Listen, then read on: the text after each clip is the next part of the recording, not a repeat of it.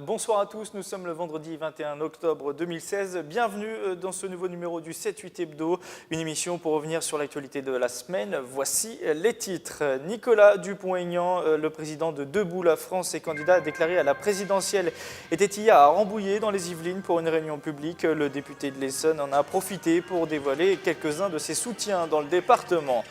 Jean-Pierre Sevestre, maire de Coignères et vice-président de l'agglomération de Saint-Quentin en Yvelines, en charge des sports, sera notre invité fil rouge pour cette émission. Nous allons évoquer avec lui, bien sûr, les championnats d'Europe de cyclisme sur piste qui se tiennent en ce moment à Saint-Quentin, mais aussi la Ryder Cup et les Jeux Olympiques 2024. Dans le reste de l'actualité, nous reviendrons sur la colère des policiers qui monte depuis l'agression de plusieurs agents en banlieue parisienne il y a 2 semaines, ou encore la fibre optique qui arrive à Voisins-le-Bretonneux. Mais je vous le disais dans les titres, on ouvre ce journal avec de la politique et Nicolas Dupont-Aignan, candidat de Debout la France et candidat à la présidentielle, qui tenait hier une réunion publique à Rambouillet devant 80 personnes. Il a présenté ses propositions pour le pays et fait le point sur ses soutiens dans les Yvelines. Reportage de Nicolas Dandry. Nicolas Dupont-Aignan est venu chasser sur les terres de Jean-Frédéric Poisson. En meeting à Rambouillet, il a voulu rassembler ses militants yvelinois et attirer de nouveaux adhérents à son mouvement. Debout la France est un parti qui progresse dans les Yvelines. Aux élections régionales, nous avons fait un bon score puisque la liste que je conduisais a fait près de 6,5% au niveau régional et un bon score dans les Yvelines. Donc nous progressons. La venue d'un candidat à la présidentielle à Rambouillet a attiré des curieux ainsi que des militants de longue date ralliés à la cause de son parti. En tant que citoyen français, je trouve ça naturel de s'intéresser aux différents présidentiables. Et à partir de là, c'était important pour moi de rencontrer une des personnes qui s'y présentent, dont Nicolas Dupont-Aignan. Je ne suis pas forcément convaincu parce qu'il a bien préparé son programme. Sauf que pour moi, j'ai quand même le sentiment que le fait qu'il n'ait pas été ministre, qu'il n'ait pas exercé des activités à la tête de l'État, c'est quand même un handicap. Sa lucidité, ça m'a toujours épaté, son bon sens, son honnêteté. Présent au meeting de Nicolas Dupont-Aignan, Philippe Briot. Il a récemment démissionné de son poste de conseiller départemental et se retrouve dans certaines propositions du candidat. Aujourd'hui, si je viens l'écouter, ce n'est pas pour autant que je suis là pour adhérer, je suis là pour écouter et pour l'encourager. Point. J'ai trouvé qu'il y avait beaucoup de bonnes idées qui étaient partagées par beaucoup. Voilà, je trouve que c'est intéressant d'écouter tout le monde. Prochaine étape pour Nicolas Dupont-Aignan, rassembler 500 parrainages d'élus locaux ou nationaux avant la date butoir fixée courant mars 2017. Sport à présent avec l'inauguration hier de la rue Laurent Fignon à proximité du vélodrome de Saint-Quentin en Yvelines. Le cycliste français, double vainqueur du Tour de France dans les années 80, est décédé il y a 6 ans. L'inauguration de la rue s'est faite en présence notamment de Valérie Fignon, sa femme, et du secrétaire d'État chargé au sport, Thierry Braillard, qui a tenu à saluer la mémoire d'un grand champion. On l'écoute. Il me semble que c'est un choix important, c'est un choix que je partage, tant Laurent Fignon a marqué le cyclisme français, mais au-delà, je veux dire, a marqué le sport français. C'était émouvant parce que c'est un champion qui n'a pas laissé indifférent. Vous savez, il y a des champions qui, dans différentes disciplines, vont gagner des titres et puis quelques temps après, on ne s'en souvient plus. Là, vous vous rendez compte, plus de 20 ans après, on se souvient encore de la façon dont Laurent Fignon a gagné ses Tours de France, a été gagné le Tour d'Italie, a gagné Milan-San Remo. C'était un grand champion qui en plus avait une personnalité, pas facile pour le peloton parfois, mais j'allais dire c'est la race des grands champions. Il avait quelque chose de plus que les autres et c'est peut-être aussi pour cela qu'on avait cette émotion, mais aussi peut-être aussi pour cela que la commune de Montigny-le-Bretonneux a naturellement choisi Laurent Fignon pour appeler la rue qui est face au Vélodrome national. Et cette inauguration s'est faite bien sûr en plein championnat d'Europe de cyclisme sur piste. L'occasion de faire le point sur les derniers résultats des Français avec une nouvelle médaille d'or hier, celle de la poursuite par équipe masculine. Les 4 Français ont battu les Italiens en finale. C'est la 3e médaille pour le camp tricolore depuis le début de la compétition mercredi. Les championnats d'Europe se déroulent jusqu'à dimanche soir au vélodrome de Saint-Quentin en Yvelines.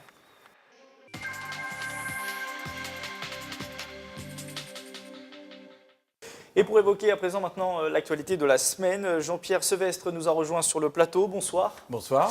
Jean-Pierre Sevestre, vous êtes le maire sans étiquette de Coignères et vice-président de 50 ans en Yvelines en charge des sports. Forcément, vous aimez le sport, c'est une logique. Ça vous évoque quoi à titre personnel, le nom de Laurent Fignon, quand vous venez de voir cette interview et ce mini-reportage? À vous, c'est quoi, des souvenirs? Laurent Fignon, c'est une personne qui m'évoque des souvenirs de mon époque de vélo. Parce que j'ai fait beaucoup de vélo, j'ai fait beaucoup de cyclisme, non pas en compétition, mais en tant que cyclotouriste, et notamment Paris-Brest-Paris, et ce sont des épreuves qui m'ont beaucoup plu. Et Laurent Fignon, c'est quelqu'un que j'ai soutenu au cours de sa carrière, c'est quelqu'un qui avait un courage énorme. Et c'est quelqu'un également qui avait une stratégie de course particulière, mais c'est vrai que l'événement autour se terminant sur les Champs-Élysées avec une différence de 8 secondes, c'est ce qui m'avait beaucoup marqué pour ce qui concerne Laurent Fignon. Et quelle déception pour lui, effectivement. Mais quel grand champion avec les Tours de France, Tour d'Italie. Ça manque selon vous des champions comme ça, français, on va dire un peu hors du sol, qui ne sont pas dans les, on va dire, pas banals? Actuellement, nous avons effectivement une période où nous avons des recherches de champions qui ne sont pas, oui c'est vrai, qui ne courent pas d'une façon pas très pragmatique, ordinaire, je dirais, c'est vrai. Et puis nous avons énormément de mal aussi, bien sûr, à avoir des champions qui arrivent dans des courses par étapes, par exemple, à se démarquer. Nous avons énormément de mal actuellement, mais je pense que nous allons, avec nos directeurs techniques nationaux, nous allons réussir à faire quelque chose. Alors je le disais, en ce moment, les championnats d'Europe se déroulent au Vélodrome de Saint-Quentin depuis mercredi. Oui. Vous vous êtes rendu sur place. C'est une belle fête pour le moment. Comment ça se passe? Quel regard vous portez sur ces championnats d'Europe? Comme un amateur de vélo, je porte un regard particulier sur ces championnats d'Europe. C'est une organisation qui est très, très rodée, et avec de très très grands champions. Oui, parce que vous aviez l'habitude, le Vélodrome avait accueilli les championnats du monde en 2015. C'est vrai que je n'avais pas encore la charge de la vice-présidence chargée des sports. C'est une première pour vous? C'est une première en tant que politique. En tant que politique sur place, c'est vrai, mais j'avais suivi bien sûr les championnats du monde 2015 avec grand intérêt. Et c'est une grande fête du vélo. Et avec un équipement tel que nous avons, le Vélodrome national, c'est extraordinaire. En plus, les Français font des plutôt bons résultats. C'est important ça que le pays hôte fasse des bons résultats pour que la fête soit, on va dire, à son comble. Sinon, ça gâche un peu, on va dire, la fête pour tout le monde. Bien sûr, c'est très important. C'est très important que les champions locaux, je dirais, fassent des performances. Et nous avons, avec la victoire en poursuite hier, nous avons quelque chose qui nous remonte un peu le moral par rapport aux résultats aux Jeux Olympiques de Rio au mois d'août dernier.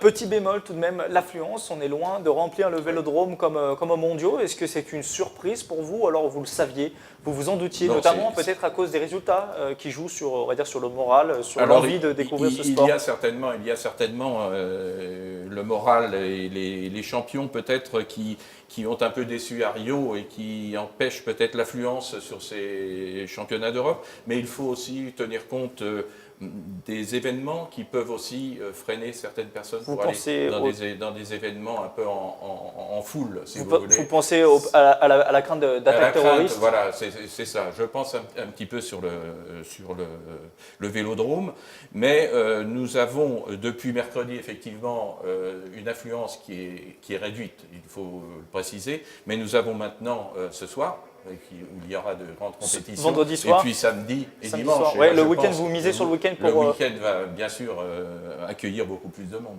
Globalement, depuis son inauguration en 2014, le Vélodrome a du mal à se remplir, mis à part au championnat du monde, on le disait. C'est vrai. Est-ce que c'est quelque chose à laquelle vous réfléchissez, vous aussi, avec les autres élus de Saint-Quentin, pour savoir comment on peut remplir ce Vélodrome plus souvent? Bien sûr, c'est une préoccupation, effectivement, par des événements, compte tenu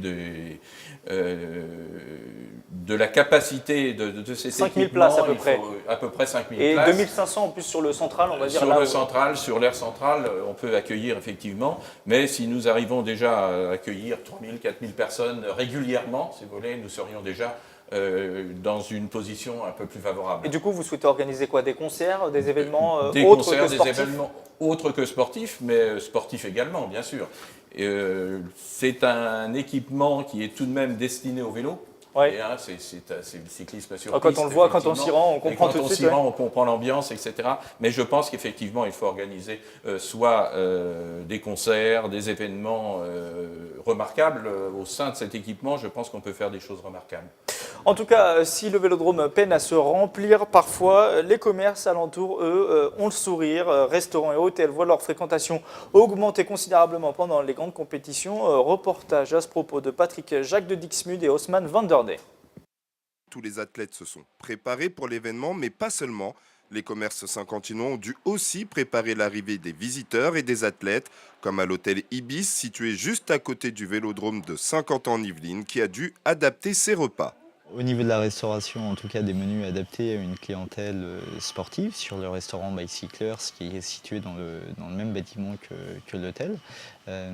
Donc des repas sportifs, de pâtes, de blanc de poulet, de dinde, en tout cas tout pour garantir les meilleurs niveaux de performance pendant cette compétition. Du 19 jusqu'au 23 octobre, l'hôtel est complet, ce qui représente environ 1200 chambres. Mais il n'y a pas que les hôtels qui attendent l'arrivée des sportifs, les restaurants aussi, comme le bistrot du théâtre à Montigny-le-Bretonneux, qui est prêt à les accueillir. Nous, on est un établissement qui fonctionne relativement complet, donc on a toujours 2 ou 3 jours d'avance en stock. Et là, évidemment, on a renforcé sur les produits, notamment les pâtes, les choses comme ça, que les sportifs prennent beaucoup, quoi. Durant les championnats d'Europe, le bistrot du théâtre envisage une augmentation de son chiffre d'affaires de 15%. Les championnats d'Europe de cyclisme sur piste se déroulent du 19 au 23 octobre 2016. Jean-Pierre Sevestre, on le voyait, un tel événement, c'est aussi bon pour l'économie locale. C'est aussi pour ça qu'un politique, que l'agglomération se bat pour avoir des événements importants. C'est pour les alentours, les commerces locaux. Bien sûr. Économiquement, je pense qu'il est intéressant d'avoir des événements de taille européenne, de taille mondiale. Et bien sûr, pour l'hébergement, pour la restauration, mais pas seulement. Je pense que c'est de la connaissance aussi du territoire de Saint-Quentin pour l'avenir. Je pense qu'il est indispensable d'accueillir des grands événements tels que les championnats d'Europe. Oui. Vous attendez d'ailleurs des retombées précises? Est-ce que vous avez des chiffres précis? Ou alors des attentes? Ou alors vous dites on verra à cause du contexte compliqué dont vous parliez tout à l'heure? Voilà, tout à fait. À cause du contexte particulier que nous avons actuellement en France, je pense que les retombées vont être très intéressantes, mais je pense qu'actuellement, nous n'avons pas de chiffres précis et je ne peux pas vous donner de chiffres sur les retombées économiques, effectivement. Alors, en termes de grande compétition, Saint-Quentin ne sera pas en reste, puisque dans 2 ans, on va accueillir, ou plutôt l'agglomération va accueillir la fameuse Ryder Cup, la plus grande compétition de golf au monde. Là, clairement, on est un cran au-dessus. C'est une autre affluence, une autre attente, quelque chose que l'agglomération attend beaucoup plus, j'ai envie de dire, même si c'est important, les championnats d'Europe de cyclisme. Bien sûr, les championnats d'Europe de cyclisme sont importants, mais la Ryder Cup, c'est le 3e événement sportif mondial, après effectivement le championnat du monde de football, et puis les Jeux Olympiques. Et la Ryder Cup 2016, qui s'est déroulée aux États-Unis, à côté de Minneapolis, il y a quelque temps, a accueilli journellement entre 50 000 et 70 000 spectateurs sur le parcours. Sur 3 jours, on peut s'attendre à 200 000 personnes qui vont venir à Saint-Quentin. Voilà, je pense qu'on peut s'attendre à 200 000 personnes sur 3-4 jours à Saint-Quentin, effectivement. Et pour les accueillir, il va falloir effectivement prévoir les infrastructures et les transports et l'hébergement. C'est ce que et j'allais les vous dire. retombées économiques vont être très importantes. J'allais vous poser cette question. Vous vous êtes rendu aux États-Unis pour l'édition 2016 qui vient de se conclure. Comment est l'ambiance là-bas? Est-ce que c'était impressionnant pour vous? Parce que forcément, vous étiez en repérage. Est-ce qu'il y a des choses que vous avez captées, que vous allez ramener ici à Saint-Quentin? Oui, effectivement. Le parcours de golf aux États-Unis amène une ambiance beaucoup plus festive qu'en Europe. Là, l'ambiance aux États-Unis, c'est une ambiance beaucoup plus populaire. C'est les barbecues, c'est la fête. Alors qu'en France, on aurait plutôt l'image d'un sport élitiste où il faut se tenir bien, pas faire de bruit. Pas faire de bruit, effectivement. Ce qui peut se comprendre en soi. Mais Tout à fait, parce qu'on peut constater que les grands champions font des choses extraordinaires en golf. Et c'est une ambiance vraiment extraordinaire. Et si nous arrivons à porter cette ambiance en France, partiellement, effectivement, puisque les Américains viendront en nombre, mais Pas seulement Il y aura les des Américains, Européens aussi. effectivement, il y aura beaucoup d'Européens. Mais je pense qu'effectivement, ça apportera d'abord la connaissance du golf. Et je pense que la Ryder Cup n'était pas connue énormément il y a même 4-5 ans par rapport à ce qu'elle est connue actuellement. Et je pense que les retombées économiques seront très très importantes à partir en 2018, non seulement sur le territoire de Saint-Quentin, avec le golfe national, mais également sur l'île de France, bien sûr, mais également pour la France en retombées touristiques. Est-ce que le golf national aujourd'hui, en 2016, en octobre 2016, serait prêt à accueillir la Ryder Cup, ou alors il y a encore des choses à modifier, des travaux? Vous parliez de travaux tout à l'heure. Qu'est-ce qu'on doit encore améliorer pour Ce ne sont accueillir pas un tel des événement? travaux sur le parcours. C'est en dehors, aménagement Le parcours urbain. de l'Albatros est terminé, est prêt pour la Ryder Cup 2018, mais ce sont des aménagements pour accueillir, je dirais, la Clairement, logistique. c'est refaire les routes, agrandir plus de places de parking. Plus de places de parking, créer des navettes effectivement avec la gare de Saint-Quentin, créer des transports supplémentaires, des trains supplémentaires également. Il y a toute cette infrastructure et cette organisation à mettre en place. Ça va être un coût, excusez-moi, ça va être un coût important pour l'agglomération. C'est les critiques qu'on peut aussi parfois entendre sur un tel événement. C'est très bien, ça va ramener du monde, ça va faire connaître le territoire, vous disiez, mais ça coûte de l'argent aussi. Ça coûte de l'argent, je n'ai pas le chiffre là, je ne peux pas vous donner ce chiffre actuellement, vous auriez dû me le demander un peu avant. On attend 200 000 personnes sur 3 jours, 1200 journalistes accrédités. Saint-Quentin-en-Yvelines va être connu dans le monde entier, aux États-Unis. Voilà, aux États-Unis, bien sûr. Bien sûr, comme je pense que Hazeltine également, qui a accueilli la Ryder Cup cette année, est connu aussi mondialement maintenant. Et puis, en plus du coup de la Ryder Cup, vous n'allez pas manquer de travail en tant que vice-président en charge des sports, puisque vous travaillez déjà sur l'éventualité d'une candidature, enfin que Paris accueille plutôt les JO 2024. Là, il y aurait la colline d'Elancourt, le vélodrome, le golf national. Pour vous, c'est j'imagine, vous êtes le vice-président en charge des sports le plus chanceux de France. Oui, peut-être, et peut-être depuis très longtemps, effectivement, parce que si nous arrivons à accueillir ces Jeux Olympiques 2024, ce que j'espère, et d'ailleurs je porte déjà le pins, voilà, je pense que ce sera une chose extraordinaire. Les lettres de garantie sur nos installations ont été transmises au comité olympique ce qui veut dire que vous début assurez octobre. Que les infrastructures seront disponibles pour les JO. Seront disponibles pour les Jeux Olympiques en 2024. Dans le reste de l'actualité à présent, la colère des policiers qui manifestent depuis plusieurs jours après l'agression de 4 de leurs collègues. Et il y a 2 semaines dans l'Essonne, les policiers dénoncent notamment le manque de moyens et un dysfonctionnement de la justice. La semaine dernière, sur ce plateau même, nous avions reçu d'ailleurs le représentant syndical du syndicat Alliance, de la police Alliance. C'était Julien Lecam, on l'écoute. Depuis une dizaine d'années sur le département, on voit que les effectifs de police diminuent dangereusement. Actuellement, des petites structures de police sont fermées sur le département. Effectivement, quand vous voyez les effectifs de votre commissariat diminuer d'année en année, les moyens diminuer également, c'est vrai que ce ne sont pas forcément des gestes qu'on attend de la part de nos élus, de nos politiques. On attend des moyens. Vous disiez, avant cet entretien, en l'espace de 10 ans, le département des Yvelines a perdu à peu près 300 fonctionnaires de police. C'est ça. Actuellement, on est en train de fermer des commissariats. Vous voyez, le commissariat de Vélizy va être fermé par manque d'effectifs. Il y a une restructuration des services qui a été effectuée il y a 3 ans par manque d'effectifs. Donc, on a tout simplement regroupé les effectifs dans des agglomérations, laissant des commissariats à l'abandon sur le département. Jean-Pierre Sevestre, quel regard vous portez sur ces manifestations de policiers? Ils expriment un sentiment d'abandon. Vous le ressentez, vous aussi, vous qui êtes maire et qui avez du coup affaire parfois aux forces de police? Pas forcément vous personnellement, bien sûr. Non, pas personnellement, bien sûr.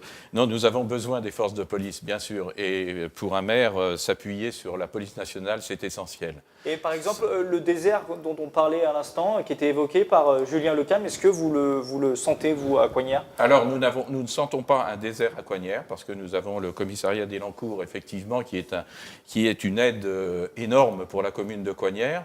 Mais nous avons besoin également d'une police municipale. Et c'est la raison pour laquelle nous avons délibéré il y a quelques mois maintenant pour la recréation, je dirais, parce que c'est un service qui avait été abandonné il y a quelques années, pour la recréation d'un service de police municipale composé de 6 agents. et Alors, pour permettre de faire la police de proximité. j'allais vous dire justement pourquoi recréer une police municipale. Elle va combler un manque de sécurité, un manque de quoi? Pourquoi? Elle va combler un manque de proximité par rapport à la population, par rapport aux besoins de sécurité qu'éprouvent également nos administrés, bien sûr, avec les événements, c'est bien évident, mais avec également parfois les incivilités qui se multiplient avec le temps. Nous n'avons pas encore, si vous voulez, sur Coignères, une insécurité qui puisse être signalée particulière. Mais nous avons besoin, justement, d'avoir ce service de police municipale pour nous permettre d'assurer une sécurité dans le temps. Et puis dans le magazine municipal, c'est inscrit, c'est prévention avant verbalisation, c'est ça la police municipale? Oui, la police municipale actuellement, c'est prévention avant verbalisation, mais effectivement, nous serons peut-être amenés à verbaliser pour les personnes qui ne comprendraient pas très bien cette prévention.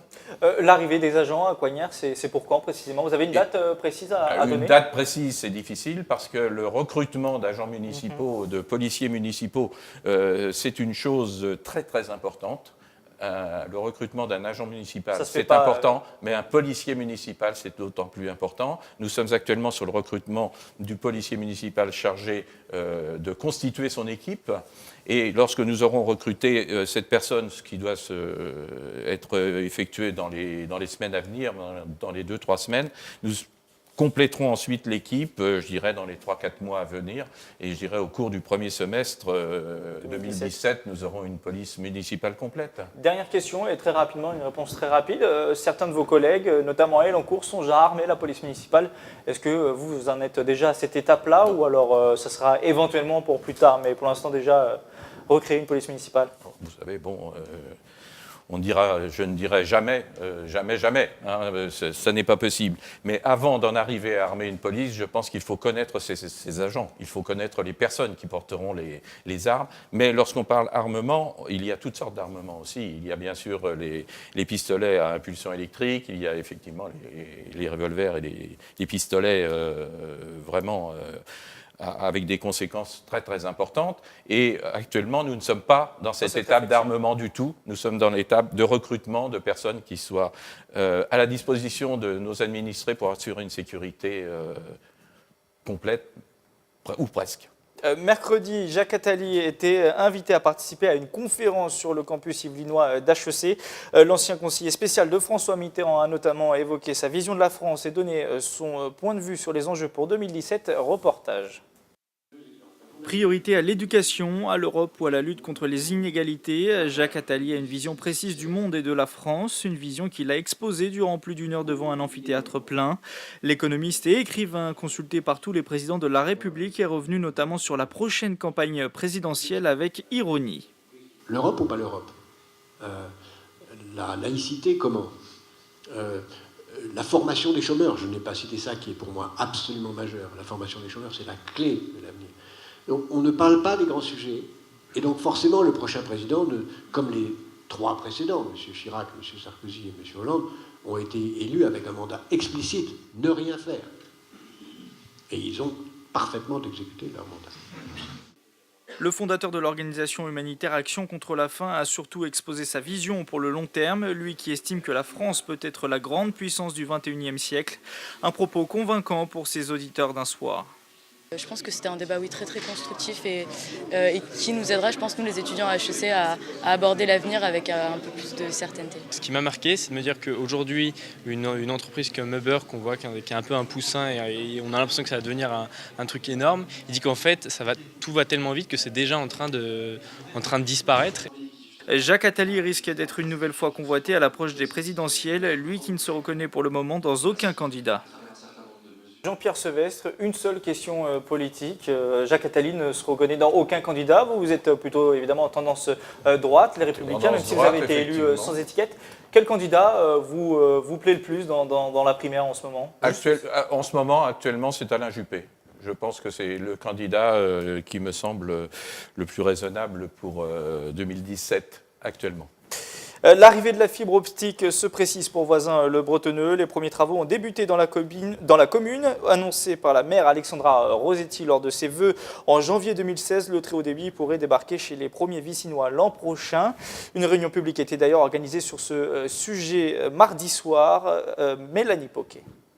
J'espère simplement qu'ils vont aller très vite parce qu'on attend avec impatience d'avoir un peu plus de débit. On a un débit très médiocre depuis des années. Et on aurait bien voulu avoir qu'un seul et même opérateur et avoir la fibre rapidement. Très mauvais débit, oui, très mauvais, et surtout très intermittent avec une qualité très variable. C'est un service qui est d'assez mauvaise qualité, voilà. Le mauvais débit à Voisins, un problème récurrent qui devrait bientôt changer. D'ici mars 2017, les premiers habitants pourront bénéficier de la fibre. Nous avons installé concrètement les armoires de mutualisation, qui est un petit peu le socle du déploiement du FTTH sur Voisins-le-Bretonneux, donc de la fibre optique. Alors le premier lot qui est fait sur 2016 et qui s'étalera un peu sur 2017 correspond à peu près à 2000 logements sur Voisins. Le très haut débit permettra aux Vicinois de recevoir des données numériques plus rapidement. L'arrivée de la fibre a été annoncée par la commune en janvier de cette année.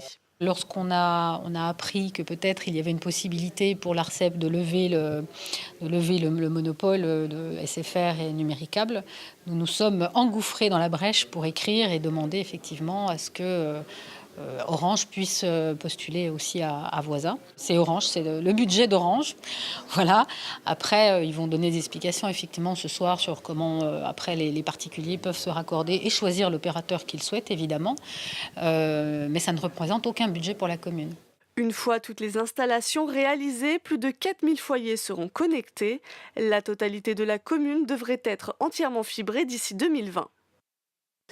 C'est la fin de ce 7-8 hebdo. Merci Jean-Pierre Sevestre de nous avoir accompagnés pendant une demi-heure. Bonsoir. Je rappelle que vous êtes le maire de Coignères et vice-président de l'agglomération de Saint-Quentin-en-Yvelines en charge des sports. Merci à vous aussi de nous avoir suivis. Bon week-end à tous et à la semaine prochaine.